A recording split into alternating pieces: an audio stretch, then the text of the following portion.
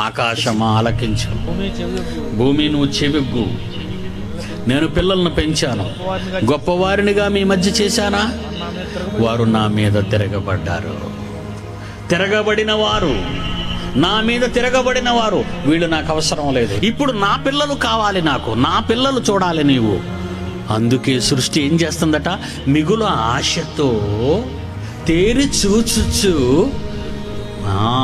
కనిపెడుతుందట. ఎవరు దేవుని పిల్లలు, ఎవరు దేవుని పిల్లలు. నిన్ను కోరుకున్నాడు దేవుడు. నీ పాడికి ఏదో పాలు అవసరం ఆయనకు లేదు. నీ పంట శ్రేష్టమైన దానికి ఇప్పుడు అవసరం లేదు. నువ్వు కావాలి, సజీవంగా కావాలి, శవంగా కాదు. సజీవమైన నీ ఆకారం, నీ నోటి మాటలు ఆయనవై ఉండాలి, నీ మెదడులోని ఆలోచనలు ఆయనవై ఉండాలి, నీ చేతలు ఆయనవి, నీ నడతలు ఆయనవి, సమస్తము ఆయనదై ఉండాలి. మనలో ఎవడును తన కోసమే బ్రతకడు, ఎవడును తన కోసమే చనిపోడు.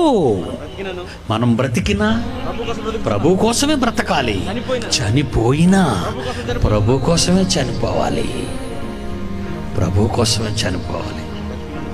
మనం బ్రతికినను చనిపోయినను ప్రభు వారము.